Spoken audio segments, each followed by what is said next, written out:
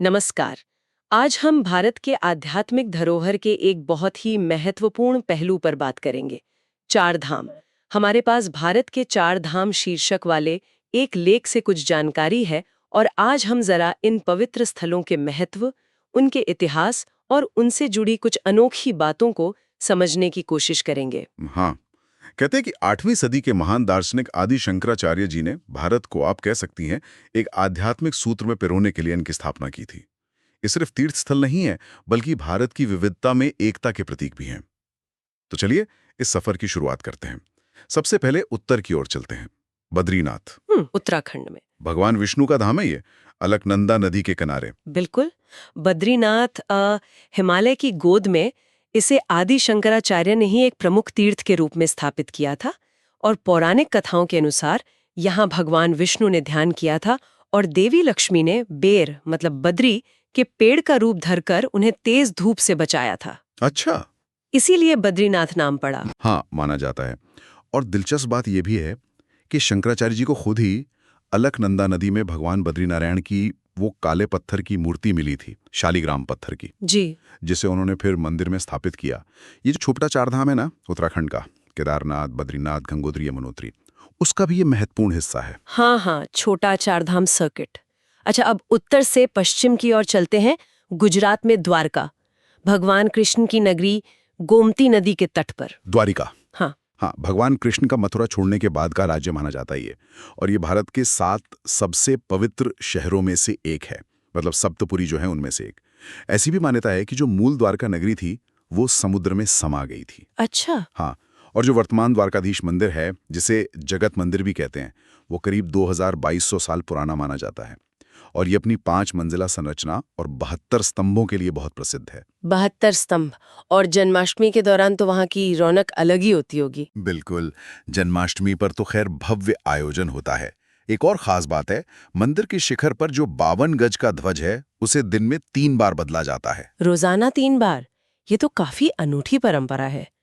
अच्छा, अब पूरब की ओर बढ़ते हैं।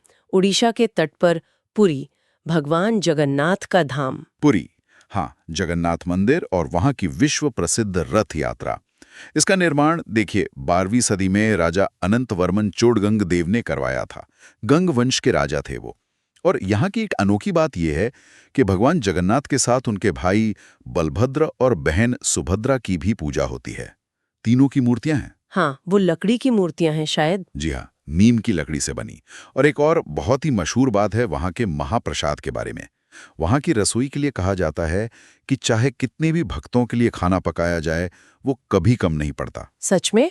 ये तो बड़ा ही मतलब आश्चर्यजनक है। हाँ, और कहते हैं कि व्यर्थ भी नहीं जाता। वाह। और अब अंत में दक्षिण की ओर, तमिलनाडु में स्थित रामेश्वरम। ये भगवान शिव को समर्पित है। रामेश्वरम, इसका सीधा संबंध रामायण से है। मान्यता यही है कि भगवान राम ने लंका जाने के लिए यहीं से राम सेतु का निर्माण शुरू किया था। और लंका विजय से लौटने के बाद रावण वध, जो एक ब्राह्मण थे, तो उस ब्रह्म हत्या के पाप से मुक्ति पाने के लिए राम जी ने यहाँ शिवलिंग स्थापित कर भगवान शिव की पूजा की थी। अच्छा, तो ये वो शिवलिंग है। जी, यही आज रामनाथ स्वामी मंदिर का मुख्य विग्रह है। और ये मंदिर भारत के 12 ज्योतिर्लिंगों में से भी एक है। इसकी एक और बहुत बड़ी खासियत है, इसके अद्भुत गलियारे। 1000 से भी ज्यादा स्तंभों वाले गलियारे हैं। 1000 से ज्यादा स्तंभ? कल्पना करना भी मुश्किल है। हाँ, बहुत भव्य हैं। और मंदिर परिसर में ही करीब 22 पवित्र जलकुंड भी हैं, जिन्हें तीर्थम कहते हैं। उनमें स्नान का भी विशेष महत्व माना जाता है। तो उत्तर में विष्णु, पश्चिम में कृष्ण, पूर्व में जगन्नाथ और दक्षिण में शिव। इन चारों धामों की यात्रा का इतना गहरा आध्यात्मिक महत्व क्यों माना गया है? देखिए, एक तो आध्यात्मिक मान्यता है कि 4 धाम की यात्रा पापों को धोकर मोक्ष प्राप्ति में सहायक होती है। ये तो है ही। हाँ। पर इसका एक बड़ा सांस्कृतिक और आप कह सकते हैं भौगोलिक महत्व भी है। ये यात्रा भारत के चारों कोनों को जोड़ती है। हाँ, ये तो है। पूरा भारत कवर हो जाता है एक तरह से। बिल्कुल। इससे देश की आध्यात्मिक और सांस्कृतिक एकता का एक संदेश मिलता है। और ये हिंदू धर्म की जो प्रमुख शाखाएं हैं, वैष्णव और शैव, उनका भी प्रतिनिधित्व करते हैं। सही कहा। बद्रीनाथ, द्वारका, पुरी वैष्णव हो गए और रामेश्वरम शैव। हाँ, और हर धाम की अपनी अनूठी पौराणिक कथा है, अपनी वास्तुकला है, अपनी परंपराएं हैं। ये सब मिलकर भारत की विविधता को दर्शाते हैं। तो संक्षेप में कहें तो बद्रीनाथ उत्तर विष्णु, द्वारका पश्चिम कृष्ण, पुरी पूरब जगन्नाथ और रामेश्वरम दक्षिण शिव, ये चारों धाम भारत की विशाल आध्यात्मिक टेपेस्ट्री के बहुत महत्वपूर्ण धागे हैं। बिल्कुल सही कहा। और अगर कोई यात्रा की योजना बना रहा हो तो थोड़ा मौसम का ध्यान रखना अच्छा रहता है।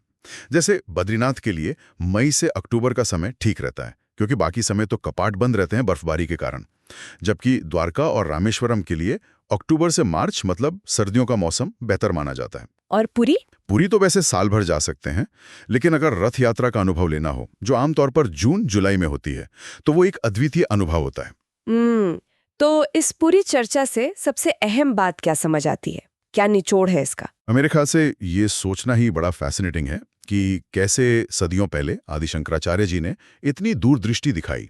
भारत जैसे इतने विशाल और विविध देश को इन 4 बिंदुओं के माध्यम से एक आध्यात्मिक सूत्र में पिरोने की कल्पना की उन्होंने। और वो कल्पना आज भी लाखों लोगों को प्रेरित करती है। ये सिर्फ धर्म की बात नहीं है, ये एक भौगोलिक और सांस्कृतिक जुड़ाव भी दिखाता है। सही बात है। और जाते जाते एक विचार छोड़ जाते हैं श्रोताओं के लिए। इन धामों की स्थापना के पीछे जो आध्यात्मिक, भौगोलिक और सांस्कृतिक कारण हमें दिखते हैं, क्या उनके अलावा कोई और गहरा सामाजिक या दार्शनिक उद्देश्य भी रहा होगा, जिस पर आज के संदर्भ में और सोचा जा सकता है? हाँ, ये सोचने वाली बात है। शायद उस समय के समाज को जोड़ने या कुछ खास मूल्यों को स्थापित करने का भी कोई गहरा मंतव्य रहा हो। विचार करने योग्य प्रश्न है ये।